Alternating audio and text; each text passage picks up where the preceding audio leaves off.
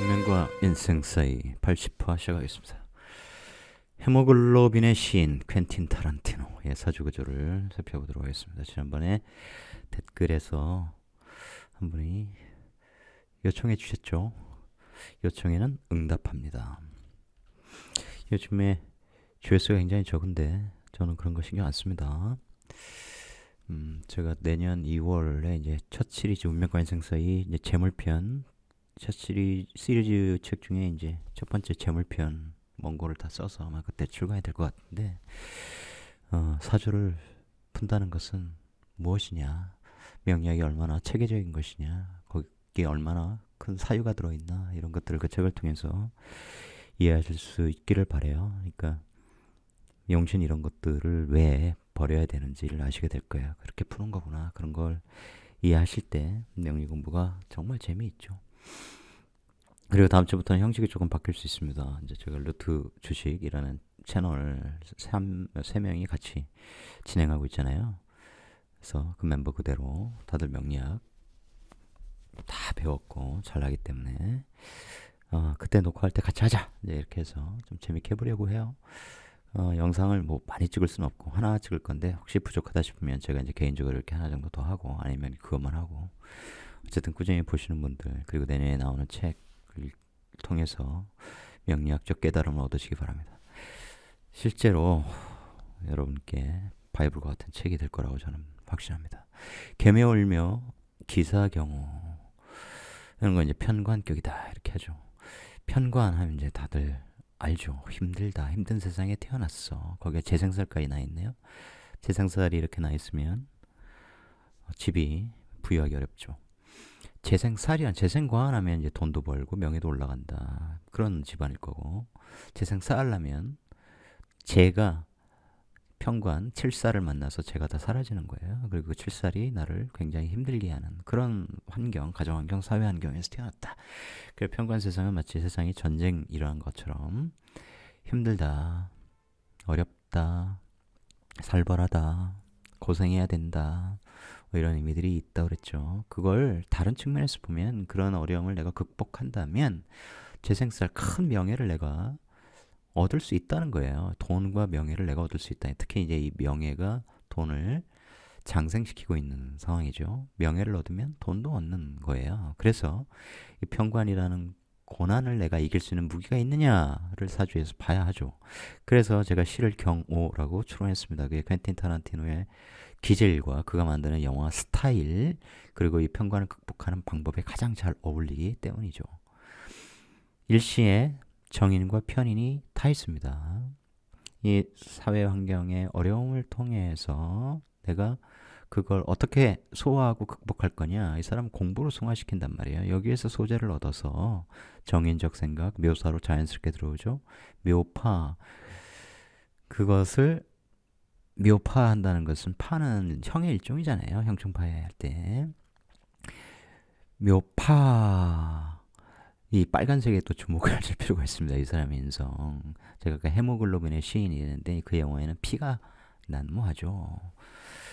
인성이 피네, 피의 칼라네. 이게 우연일까요? 우연 아닙니다.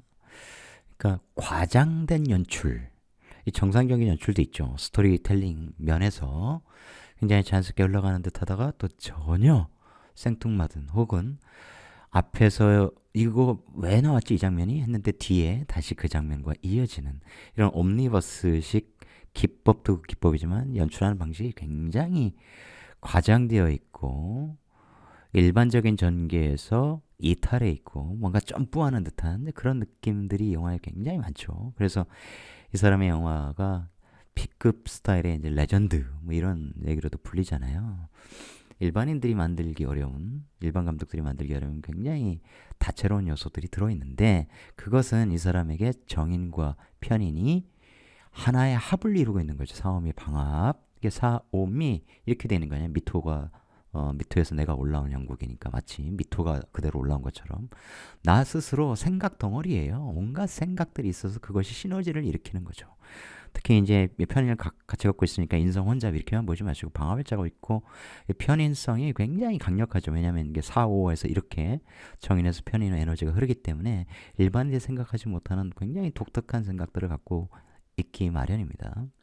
특히 이제 이 살인 소통 이렇게 되면 이제 측은지심 이런 것도 있고 사회의 어려운 시절을 내가 항상 승화시키다 더 고차원적인 것으로 레벨업 시키다 이런 의미가 있어요. 근데 이 사람을 레벨업 어떻게 시키냐? 그 수단이 상관이에요. 상관, 남들이 갖지 않은 특별한 재주, 그죠? 그것을 사회에서 터득한 것이 아니라 이 사람은 내 공부, 상상이 장생시키잖아요. 사화 정원에서, 사화 정인에서 나온 거기 때문에.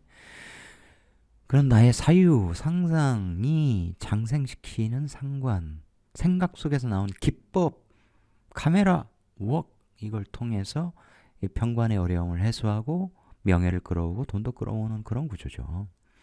또 이 경금 입장에서 보면 오화가 역정관이잖아요.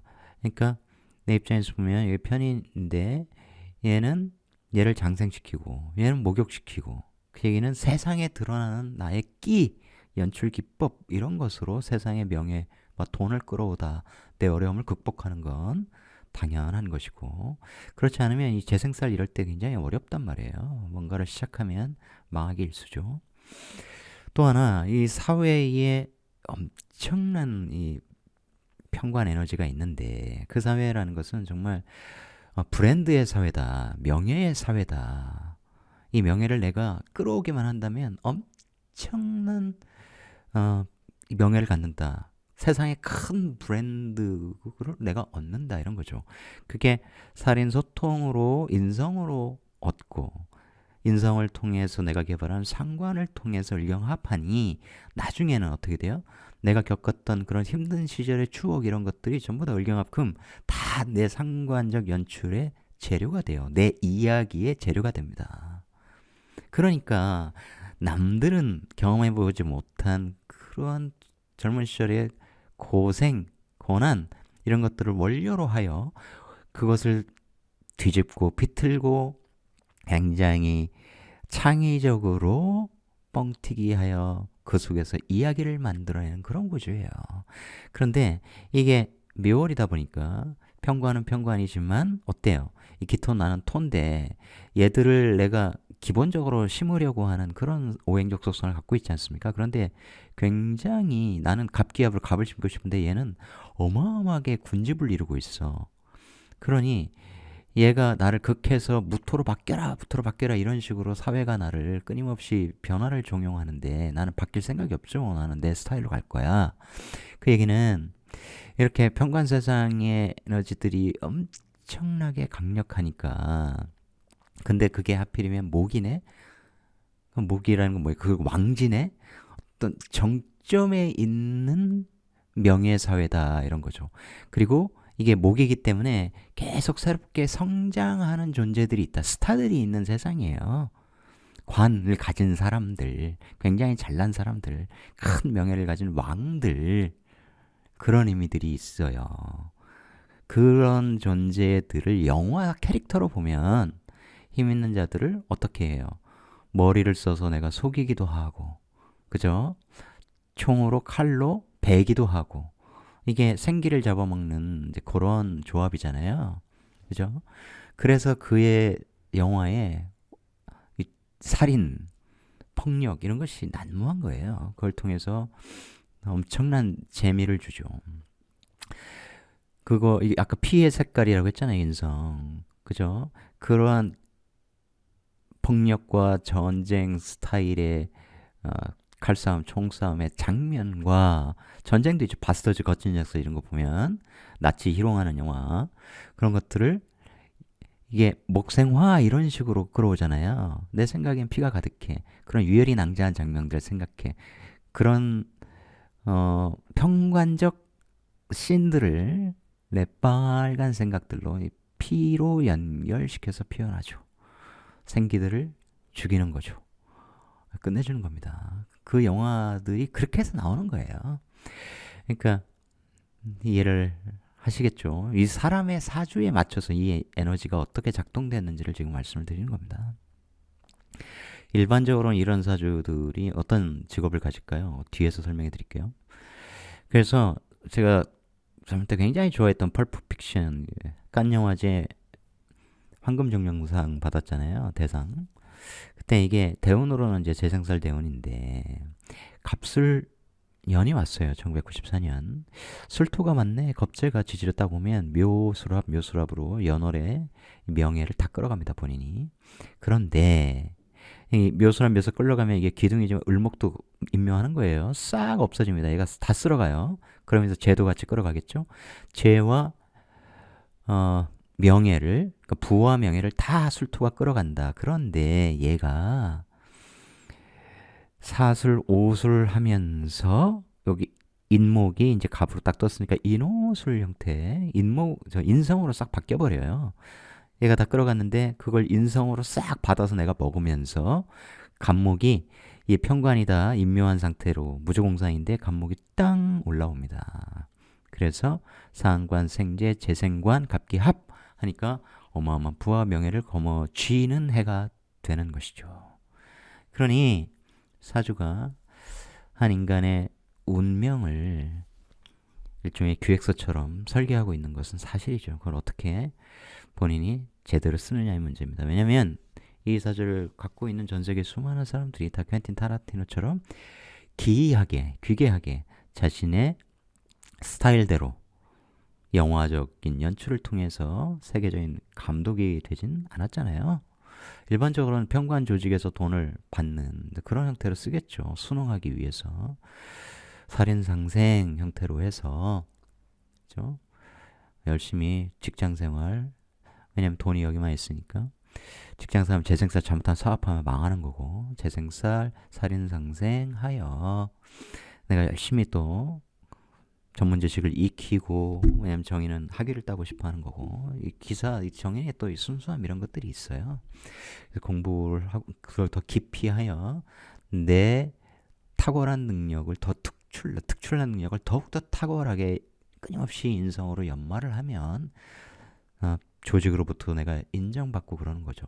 특히 상관은 누군가를 설득하는 힘, 영업하는 힘, 로비하는 힘, 그 다음에 외교력, 이런 것들이 굉장히 강력한 능력이거든요. 그래서 이 사회에 잘난 사람들을 내가 리드하고 설득하고, 로비스트로도 굉장히 좋은 그런 구조죠. 작게 쓰면 이제 직장에서 근무하면서 이런 거 내 상관적 능력으로 열심히 고객들을 상대하는 이제 그런 형태가 되겠죠. 근데 크게 쓰면 이 연월의 재와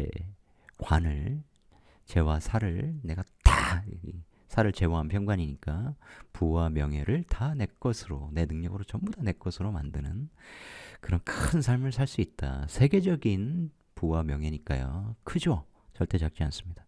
세계로 나가야 되겠죠. 그럼 물에서 놀아야겠죠. 이 화의 방송, 영화, 이런 CF, 필름의 물상을 쓰고 그런 분야의 학문을 내가 공부하면 명예가 더 잘 끌려오겠죠. 그것도 아니면 어떻게 해요? 내가 이 불에서 나온 칼로, 그죠? 사오미니까 미토라는 그 양인적 속성, 칼을 쓰는 속성이 숨겨져 있단 말이에요. 칼을 써서, 불에서 달궈진 칼을 써서 이걸 식재료로 써서 식재료를 다듬고 하는 그런 요리사, 이런 것도 될 수 있습니다. 이 사람은 이야기 요리사죠. 이야기를 요리합니다. 헤모글로빈의 시인, 피의 시인이라고 불리는 퀸틴 타란티노, 제가 굉장히 좋아하는 감독의 사주를 보았습니다. 사주를 크게 쓴다는 것, 자기가 타고난 에너지를 어떤 범주로 쓰는지, 어떤 분야에서 어떻게 쓰는지가 그 사람의 인생을 정하는데, 나는 그렇게 못 썼어, 작게 썼어, 후회하지 마십시오. 저도 크게 쓴 사람 아닙니다. 앞으로 크게 쓰려고 하는 거죠. 명료를 배워서 그 에너지 사용 방법을 익혔기 때문이죠. 알면 크게 쓸 수 있다. 여러분도 그렇게 익히시길 바랍니다. 다음 시간에 또 뵙겠습니다. 고맙습니다.